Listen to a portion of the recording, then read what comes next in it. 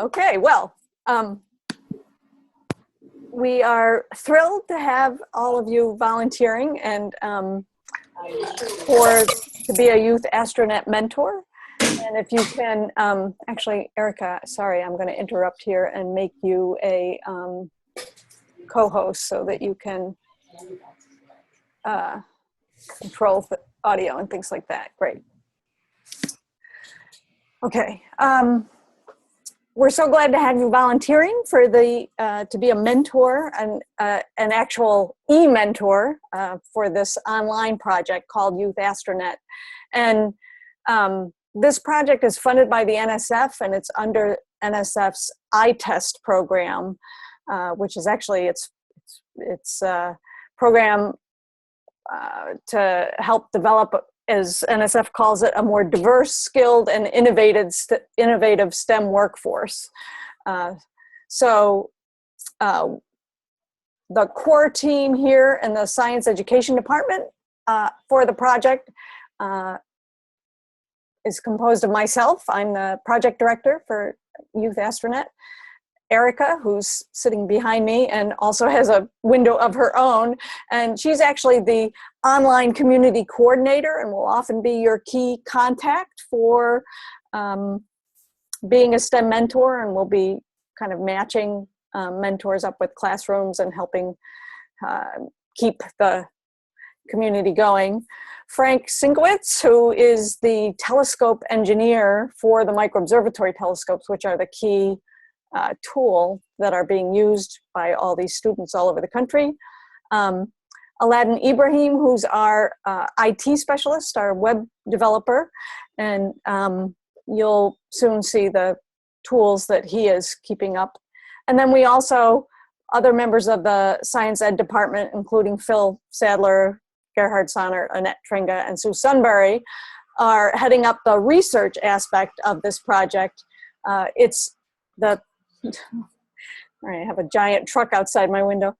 The project has two elements. There's the program that's offered to students and teachers, and then there's a research element in which we are studying what kinds of factors, what kinds of characteristics of this online community work best in stimulating student interest. And the students and educators take surveys, and so we're also doing some education research. So, overview of this training, we'll give you a overview of what the YouthAstroNet program is, and how students use the online portal, which you are about to all get accounts for. Erica is making accounts for STEM mentors.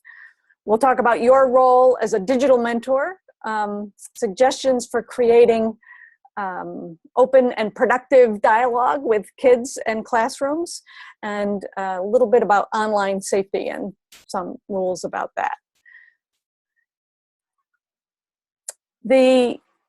Right now we have our first cohort includes 50 educators who are all over the country. We have educators in out-of-school programs, some classroom educators, educators at museums, and here in the local area, we actually have a partnership with some after-school centers in Roxbury, some local Cambridge schools, an after-school center in Lawrence. So we also have some local students participating, so there may be opportunities for in-person interactions as well. As I started at the beginning, the key tool, the key asset of the YouthAstroNet program is that students and teachers, and you now, as STEM mentors, have access to our microobservatory robotic telescopes. This picture shows two of them that are out at the Whipple Observatory in Arizona. And Ben and Cecilia, we've named them all after famous astronomers. These are named after Benjamin Banneker, and Cecilia Payne-Gaposchkin. And I'll leave it to you to investigate resources on the portal once you arrive to figure out who Annie, Donald, and Ed are named after.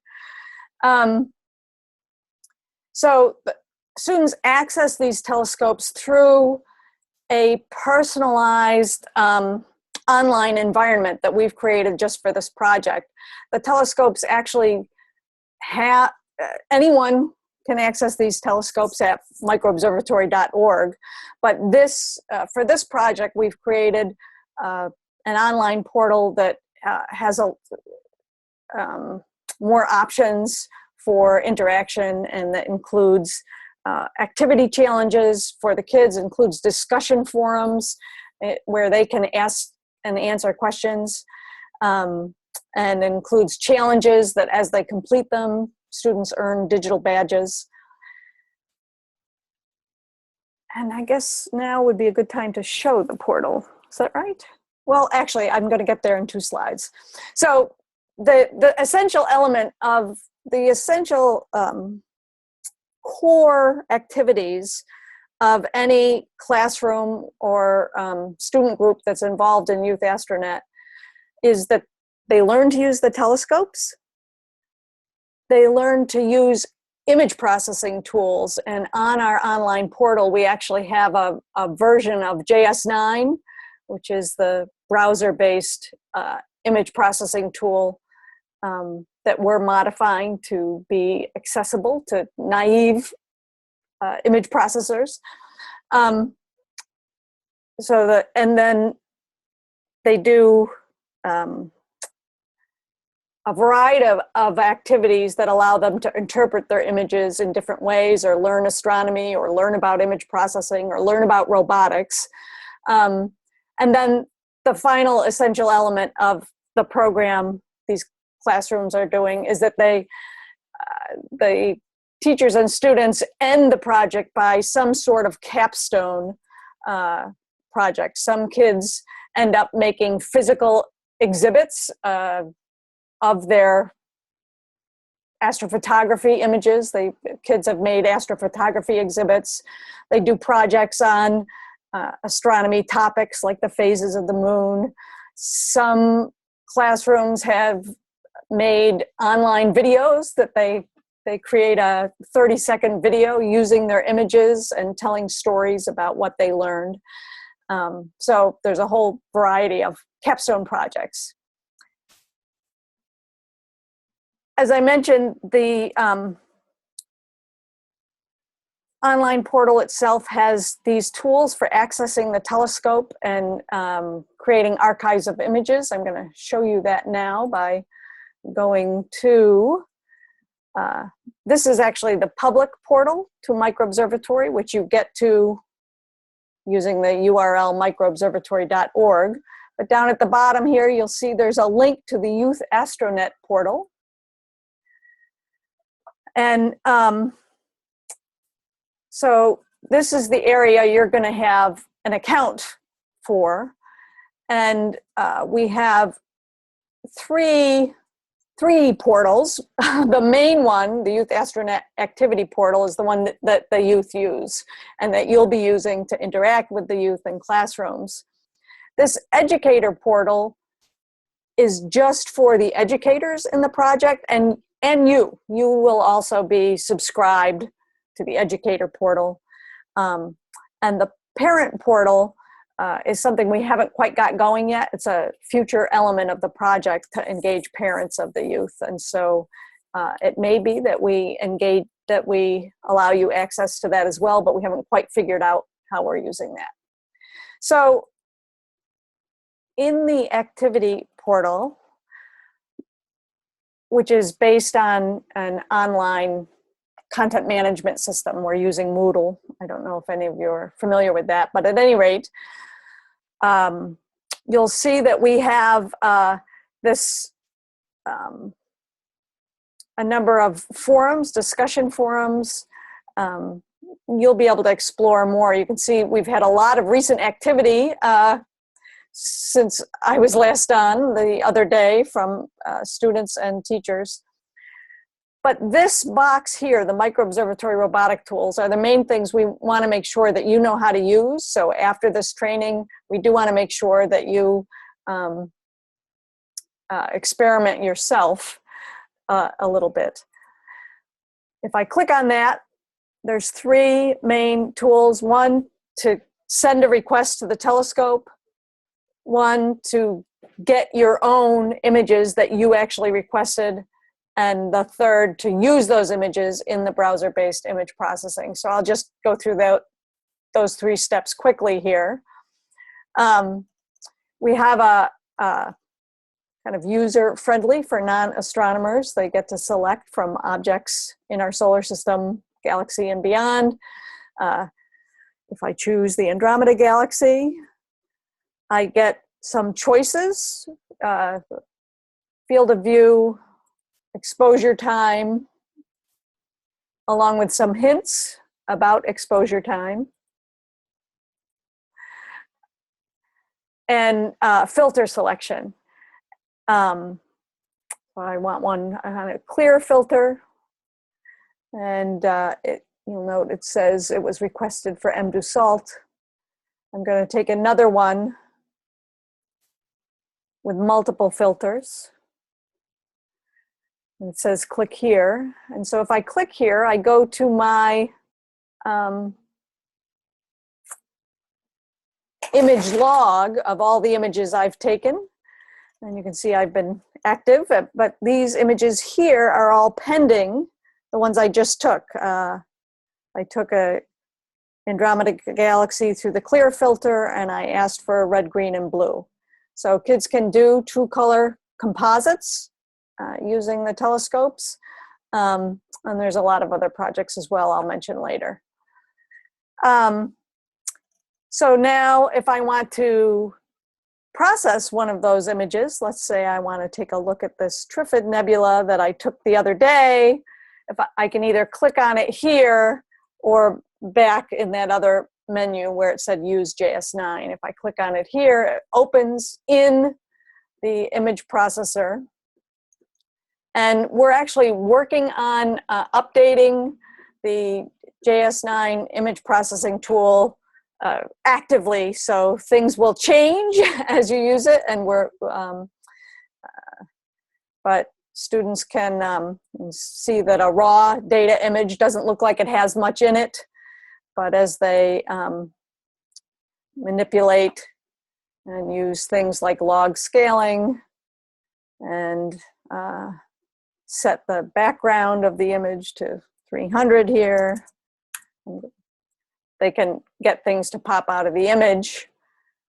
We have various color palettes that they can use. They can also composite red, green, blue images. I'm not actually going to do a training on all these things for you right now. There are tutorials on the site, and for students and teachers.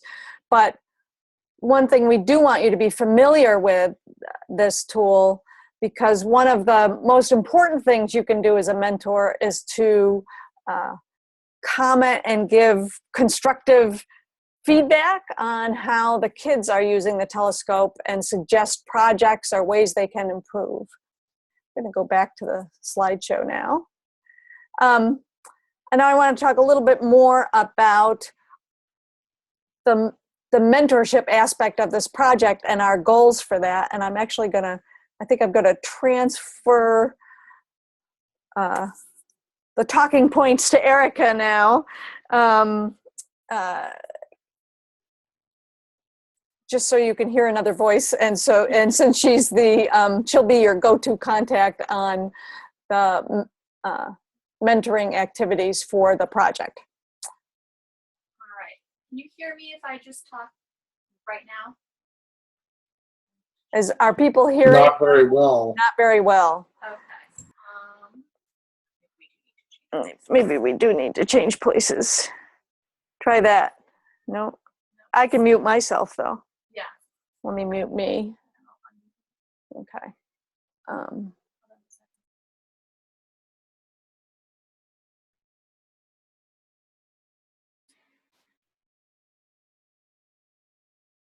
So, How about now? Can you hear me better now? Yes. All right. Perfect. I'll let you just hit next on the slide when we're ready, Mary. Okay. Then Yes. because it's easier on my little screen here. Okay.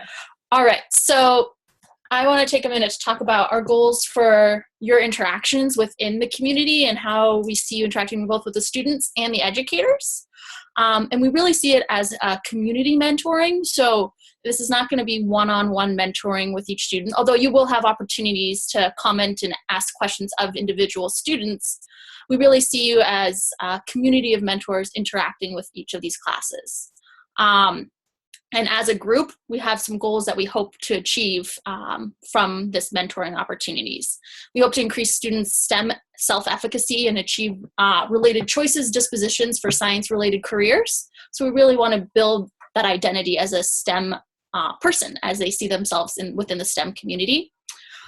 We hope that through this community mentoring, both student and teacher engagement will increase within the online community. So from seeing their students' interactions with you, we hope that the teachers and the educators will want to participate within this community even more as well.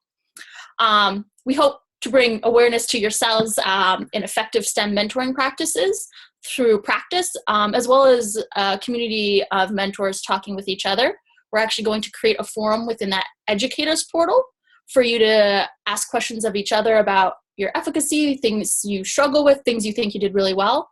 And we hope that the educators will comment and provide suggestions of things they think their students might need and how you can kind of play into that role. And then obviously we hope to build your satisfaction in participating in STEM outreach. Okay, so the actual commitments and kind of what we're hoping for your participation is regular participation over time, but that time frame can vary. Right now we have about 15 educators on the portal with classes between 8 students and 150.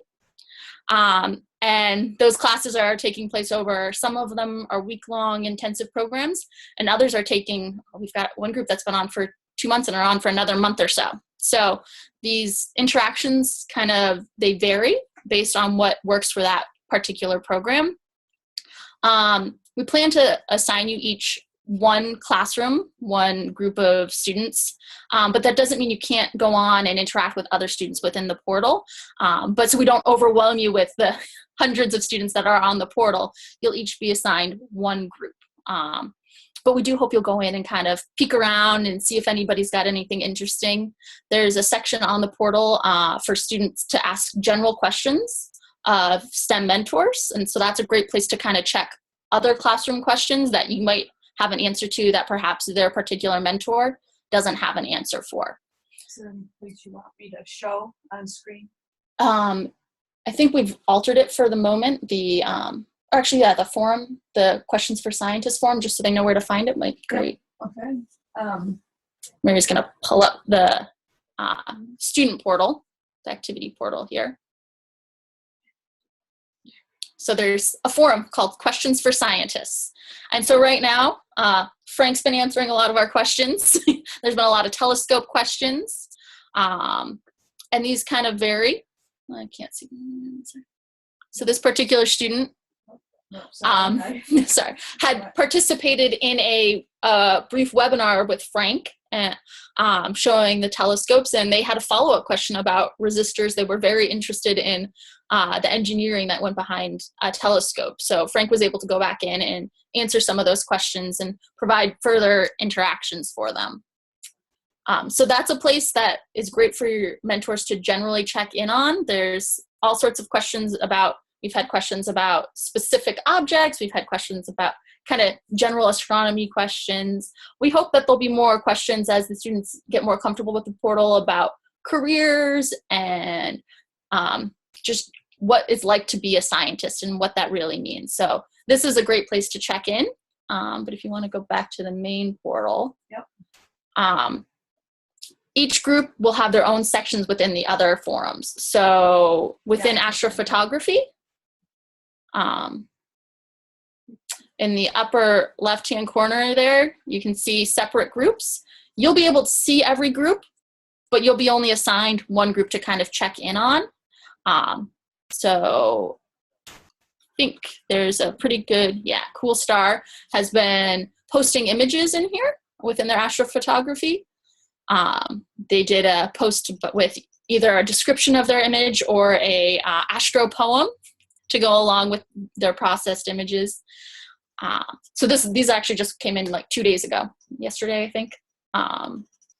So these are some of the students' work right here. And we'd love for you to go in and comment. And I'm going to talk a little bit more about what those comments might be. All right. So like I said, that interaction per class, time is going to vary. And we'll set you up with a particular teacher so you kind of have a good idea of how long they're going to be on there. We don't expect you to be checking the portal every day unless it's a week-long class, in which case we'll talk with you. And hopefully we'll, in week-long intensive classes, have a couple mentors assigned to that so you don't each have to check every day. Most of them will be weekly check-ins on the portal, seeing what kind of work the students have done, where you can comment, what kind of questions you can prompt them with. All right. So I also want to take a little time to talk about how to create that community within the portal, what kind of conversations are going to, and prompts you can do to promote conversation. Obviously, asking questions of the students is really important, getting their ideas and feedback, but making sure it's not just a yes or no question or asking for a fact, but trying to get their ideas and why they think certain ways. Proposing questions as open-ended is really going to build that communication, asking them to prompt more questions back at you. Enthusiasm is key. They can, even through written form, they can sense your enthusiasm for what you're doing, and they really feed off of that. Students when you're excited, they're excited. So remembering, don't hide your enthusiasm, go all in. Another really important thing is these are middle schoolers. So thinking about the vocabulary you use. I think outside of our community, there's a lot of words that we use that people aren't familiar with. So that's not to say you can't explain your work in depth. They're smart kids, but making sure you think about the terms and if there's other ways you can kind of describe a word. And Mary and I and Frank are all here to help too. So if there's something you're not sure that they're going to understand, feel free to send me an email or post it on the educator portal, and we can kind of help you come up with another way to explain something. And in that same line, analogies are really useful. Connecting with things that they might be a little more familiar with will really help students to kind of bring it home. And visuals. Share images that they can compare to. A great way to open dialogue is if they've processed an image of a nebula or a galaxy, sharing an image of a professional processed image and pointing out some things they might want to compare, asking them to look at specific details. If we go back to that image, a couple slides. Let's see, what did you want to go back to? The one right before? Yeah. So this is actually a post that Mary responded to from an educator. I think we can, wrong way. Zoom in on that. No. No, we can't zoom in. Actually, I can get to it though. Hang on. Just go get to that.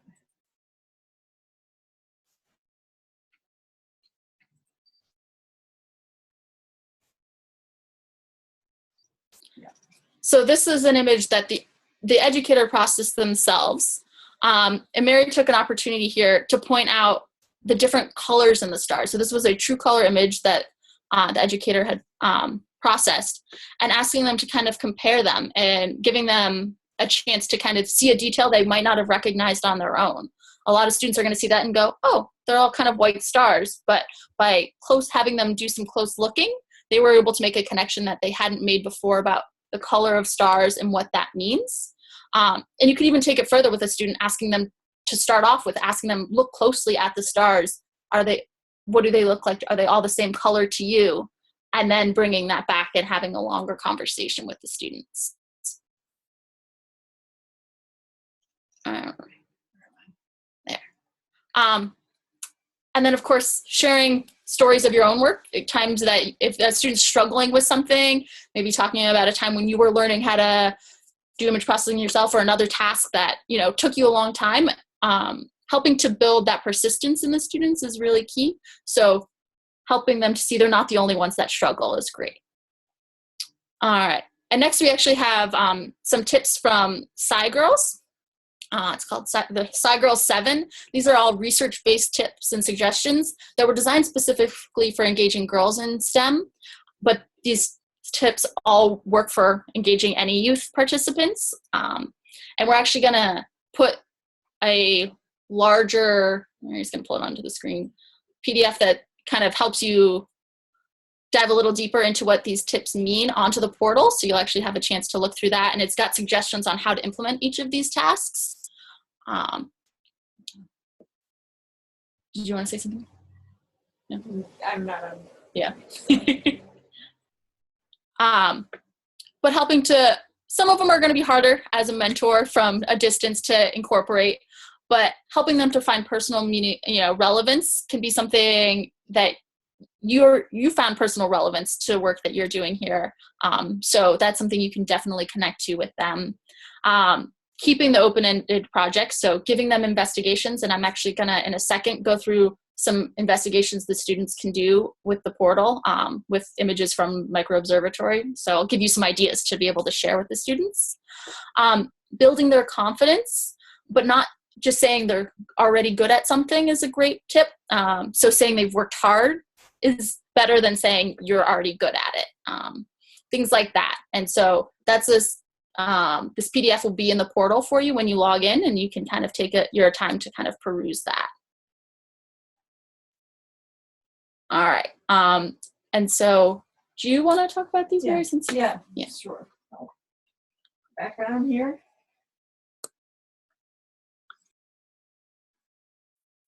Okay. So there's a pretty big dynamic range of kinds of activities kids can do with these robotic telescopes. And we also have a lot of different, posted on the educator portal are different hands-on activities that are related to the robotic telescope activities. So each classroom is actually, the educator is adapting our examples of projects and activities that can be done with the telescopes. They're adapting that for what's most appropriate for them and their students. But kids who get what we're hoping, I mean, one of the real goals of this project is that kids who are engaging on the YouthAstroNet portal through a class end up using it on their own when they're not in class. And we've actually seen a lot of evidence of that happening. And your encouragement and ideas for additional things to do can really benefit engagement. And that's actually what we hope will happen. So I just wanted to give you some examples. Students can take images of the moon every night and create an animation from their images or a moon calendar. Other kind of change over time images are, they can take images of Jupiter and plot the motion of the moons. We actually allow them to request an image of the sun, although this is one image that's not automatically taken. The telescopes typically in that interface where there's a range of targets, the telescope that night will point to those targets, and if 1,000 kids ask for one image, we don't take 1,000 images, we take one and put it in 1,000 kids' accounts. And that happens all automatically without a human in the loop.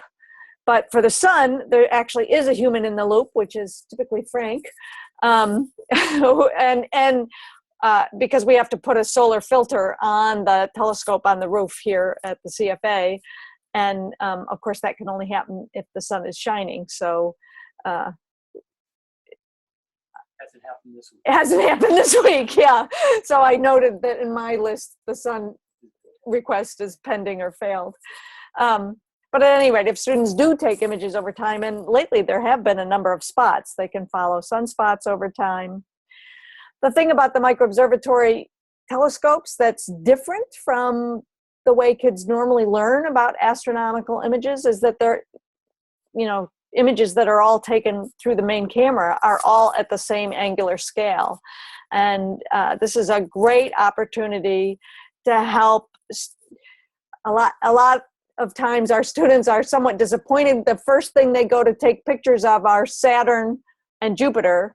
And I don't know if you can see, there actually is an image of Saturn on the screen right now, which I've superimposed next to the image of the moon. You can see it's right here. So, but it's a great opportunity to talk about the fact that you can use the measuring tools around making measurements of size and scale of different objects.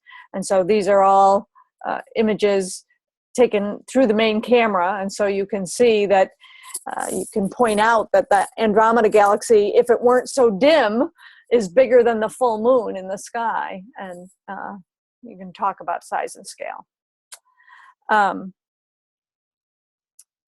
I guess the last thing we wanted to talk about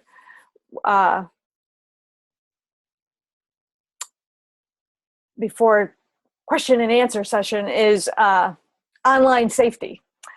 And we want as Erica mentioned, we're using kind of a community mentoring model in which we'll be assigning you to kind of a whole classroom of students, but often you'll comment on an individual student's images, or they might ask you a specific question. But we want to make sure all conversations stay public and in the portal. So not to start side direct conversations. We want to make sure all the digital communication is kind of in the open. That's actually a Smithsonian rule for interacting with young people. In this environment, you may have noticed that while we do know the identity of our teachers, all students create their own usernames. And so students have names like, I don't know, Cool Dude and The Time for Bill is Nigh. Nice. Nice. Great. So if you could address them by their nicknames, we want to kind of give those nicknames a personality, and we're trying to maintain anonymity in terms of knowing kids' names. A lot of times kids will tell you their names, and that's fine. But if you can address them by their nickname back, just so because we're using all the interactions on the portal as research data, we've have an agreement with the Institutional Review Board that we maintain students as coded names so that we don't have personally identifiable information of the students. And then finally, if you encounter an issue you don't know how to handle, this online Moodle, for example, does have a tool where students can individually send you a message, send other people a message. And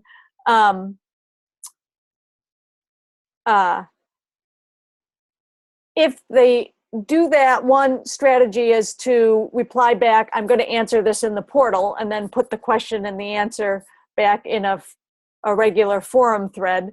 But if there's some, they're teenagers, we don't know if there's some issue that seems weird to you, just let us know, and we're here to handle that. So that's kind of the overview of the project. I guess I want to open it up for questions here, and you can either unmute yourself or use the chat box to ask questions.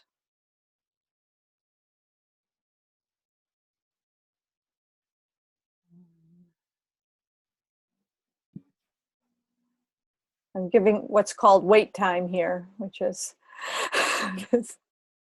Well, I think that's all clear enough. I think I really need to get online and mess around with it a bit before having any real questions or issues.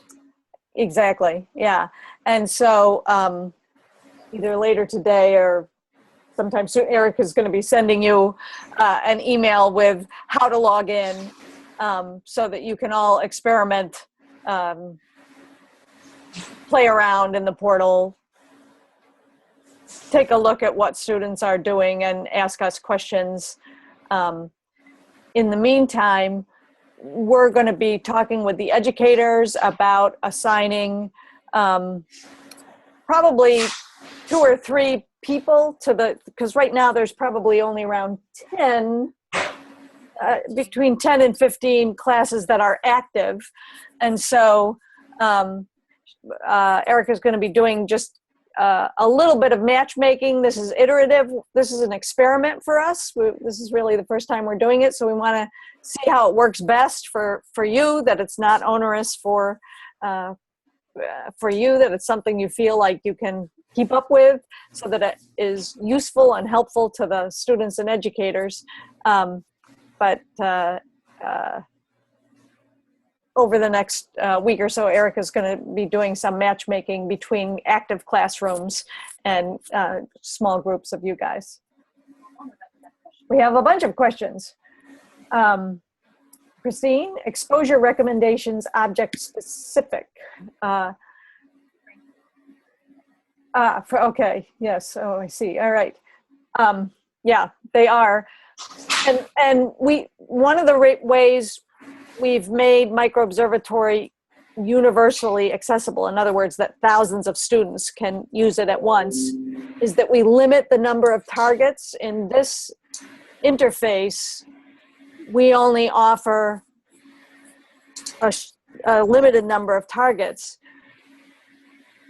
We do have a full access mode with microobservatory, and at some point, we do have the ability to give students that full access, and certainly to give you guys that full access if there's a particular thing that you want to observe. That's a different interface, and Frank can give personal guidance on using that. Remember, this is a limited resource. Right, it is a limited resource, and so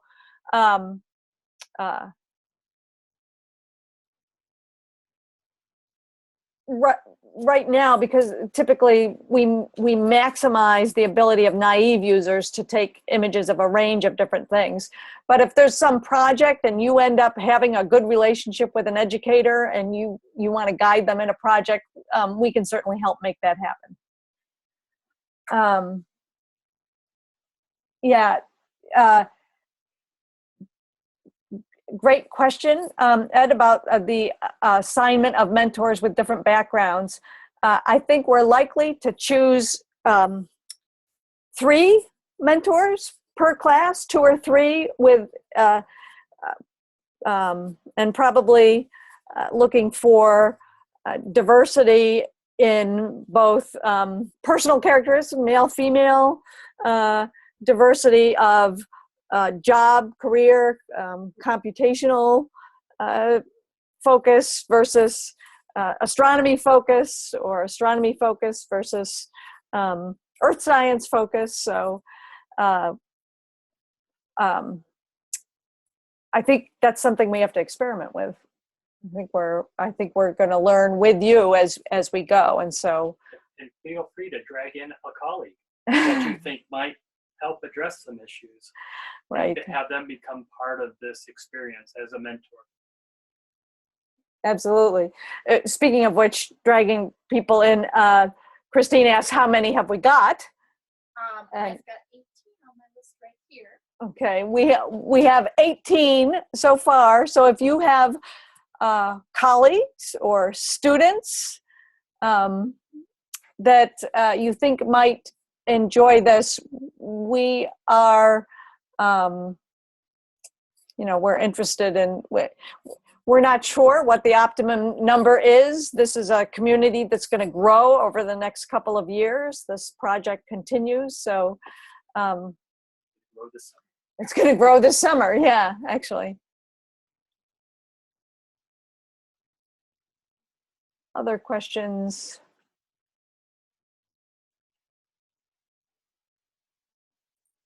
The other thing I want to mention is the monthly, quarterly. Oh yeah. So because this is an experiment and we want to learn from you and have us learn from each other, we're thinking of sponsoring kind of a quarterly meeting like this, or we might do it in person in Phillips or something, maybe monthly, maybe quarterly, to just get together and find out if people have suggestions for how to improve the interaction between you and classes, if you have new ideas, if you're wondering. So we may just kind of sponsor occasional get-togethers among us to really try to improve this e-mentoring aspect of this project. One additional thought I'll plant in everybody's head is that if you're going on a cool trip, or if you're building a cool instrument and you want to share that, that's a perfect opportunity for us to grab a snapshot. Whether you're sharing a still, or we come with an iPad and we make a short movie, or you do a short movie with your mobile, and inform us of that. Those are timely snapshots in your experience as an engineer, astronomer, researcher, or person in STEM, which we know our community wants to know and share with you. So there are opportunities that are daily, and maybe you think are just, oh, I do this all the time. That's an experience they want to know about. So don't shortchange yourself and sharing those opportunities. Whether it's daily or these special trips, because we have shared that before and has provided terrific feedback we've gotten from our community and our educators. They want to know what we do, and so share that. Absolutely. Awesome. All right. Well,